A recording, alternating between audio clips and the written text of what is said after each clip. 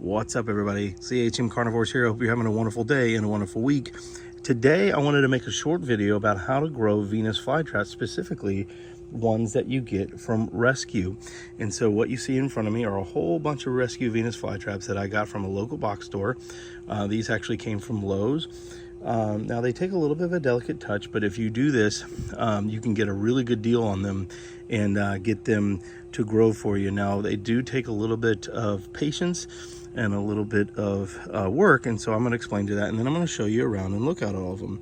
So first off, when you go to these box stores, you can find them usually indoors at the indoor gardening center area, next to the outdoor gardening area, and they'll go for about $5 for small ones, $10 for large ones, and they grow them in these little tiny cubes. Now these cubes are death cubes for them, but I'll make a video when I purchase one at the store and how to get it out of there. But essentially you're going to want to remove it from that cube as soon as possible, and then you're going to want to take it out of its pot, get rid of that soil that it's been in, and get rid of that little tiny, it's like almost like a rock wool that is surrounding the roots. That way it has room to expand its roots and its rhizome. But we will look at that here or we'll look at that in a different video. But today I want to talk about what you can expect from them, and then go from there.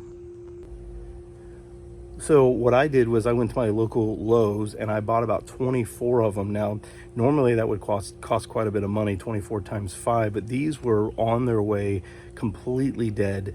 They don't stay alive very long in those death cubes. So what I would do is I took the whole box, which was about 24 of them, and I said, hey, I'll buy these things from you.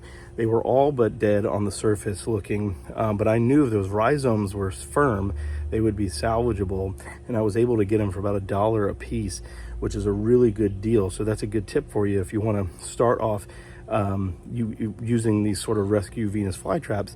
You can get them at a discounted price if you ask one of the managers there. Now, word of caution, if you are first time growing Venus flytraps, this may not be the best route, because these plants aren't going to be the most hardy of plants. And so it's important that if you are wanting to have a plant that's a little bit more forgiving, you want to buy it from a more reputable source or that are healthy. Now, if you are up to the challenge of growing these things and bringing them back to life, it can be a very rewarding experience. The first thing you're going to want to do, like I said, is get it out of the cube. And you have to remember, Venus flytraps like very, very, very bright light. And so they have been grown in these cubes and often dimly lit box stores, and so they are going to be very unhealthy, and they will get scorched very easily if you put them directly into the sun.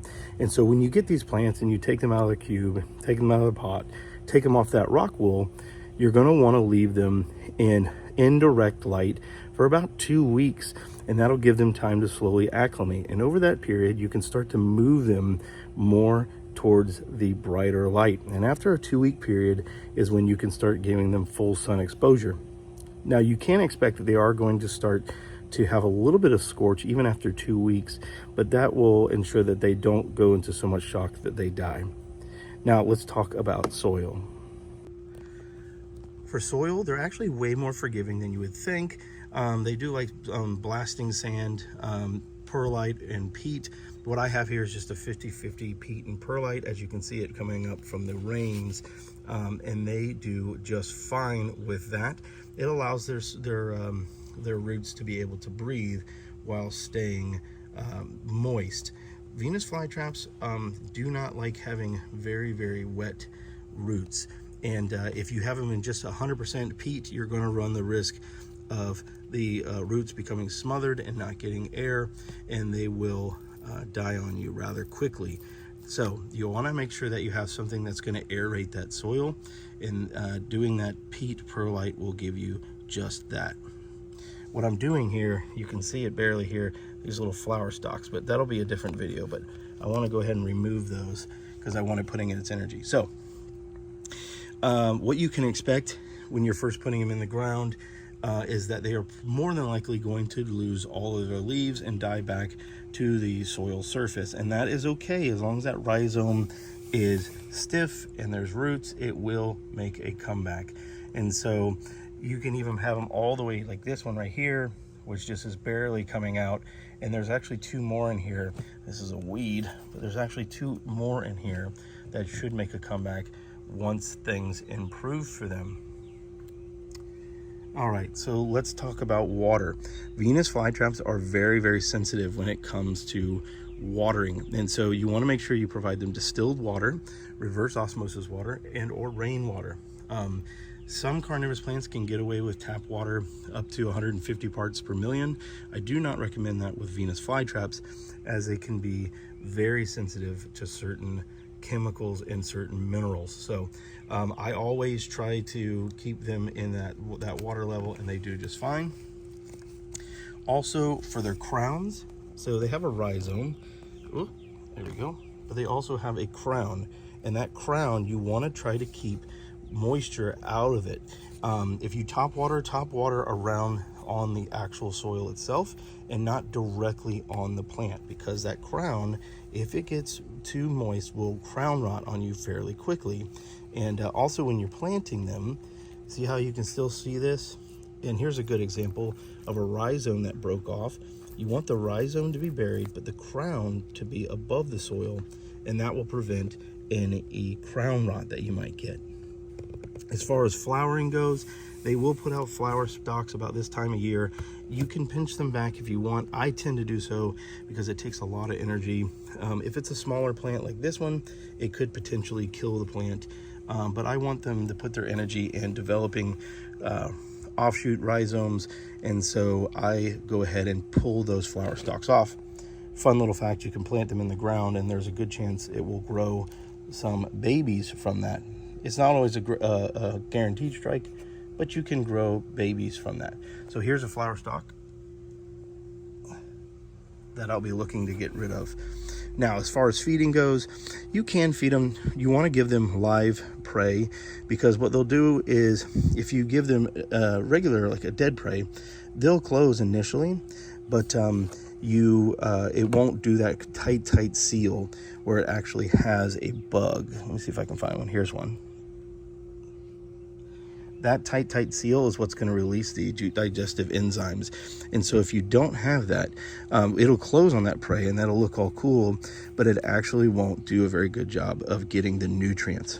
These traps have about between 2 to 4 closes with them, and so you want to make sure each one counts. Now, if you grow them outside, there's really no need to feed them. They're going to capture plenty of prey on their own. They're very good at it, and so feed it if you like the enjoyment or want to share it with the kids or for family and friends just for fun. But make sure that you give it a live meal, so as the meal squirms, it will start to close that trap even tighter so that it gets its nutrients. Now, as far as light goes, we've talked on it a little bit, but they want intense light. You're going to want them in a south facing window. I live in Florida, so I have it on a southeast facing because it gets really intense here. And that seems to do just fine with them. But yeah, you want an intense light. They love that intense light. So here's an example. See how this melted back? You're going to want to just go ahead and peel that off. And that brings me to maintenance of these. You're going to want to get those dead leaves off. It's not something that you have to do. I like to do it though because it helps prevent rot on the crowns and get them plenty of air circulation around their roots.